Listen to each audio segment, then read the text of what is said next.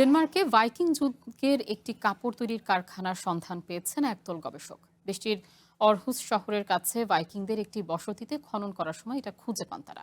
গবেষক দলের প্রধান লিভ স্টিট সিং জানান, সেখান থেকে পাওয়া নিদর্শনগুলো পরীক্ষা করে তারা বুঝতে পেরেছেন এটা শুধু একটা বসতি নয়, সেখানে বিভিন্ন ধরনের কাপড় উৎপাদন করা হতো। ডেনমার্কের প্রত্নতাত্ত্বিকরা আরহুস শহরের কাছে একটি ভাইকিং বসতি এলাকায় গত 10 মাস ধরে খনন কাজ চালাচ্ছেন। সেখানে এমন একটি কারখানার সন্ধান মিলেছে যা মূলত কাপড় তৈরির কাজে বিশেষভাবে ব্যবহৃত হতো বলে ধারণা করছেন তারা।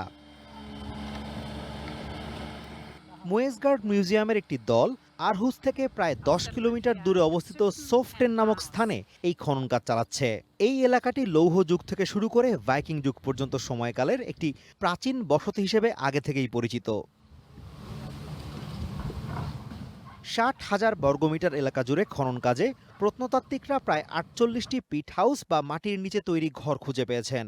এর পাশাপাশি লিনেন কাপড় তৈরির তিসি বা ফ্ল্যাক্স উৎপাদনের একটি জায়গার সন্ধানও পেয়েছেন। এর আগে ওই এলাকায় আরও 34টি পিট হাউস আবিষ্কৃত হয়েছিল। খনন কাজের পরিচালক লিভ স্টিটসিং রেহার ল্যাংবার্গ বলেন, পাওয়া নিদর্শনগুলো পরীক্ষা করে তারা বুঝতে পেরেছেন সেখানে কাপড় উৎপাদন করা হতো।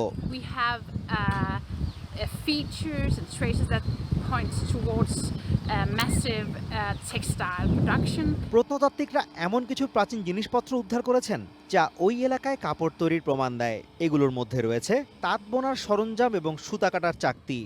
এর পাশাপাশি মুদ্রা, রূপার টুকরো এবং পুঁতির মতো কিছু জিনিসও পাওয়া গেছে, যা থেকে বোঝা যায় এখানে ব্যবসা বাণিজ্য ও অর্থনৈতিক কর্মকাণ্ড পরিচালিত হতো।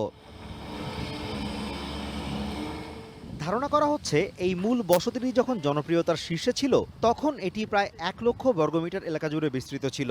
ভাইকিং যুগে কাছের শহর আরহুস একটি গুরুত্বপূর্ণ বাণিজ্যিক কেন্দ্র হিসেবে গড়ে ওঠে। সে সময় সোফটেনের মতো উৎপাদন কেন্দ্রগুলোতে তৈরি হওয়া বিভিন্ন পণ্য এই আরহুস শহরেই আনা হতো। Azimur Rashid Kanak, one international desk.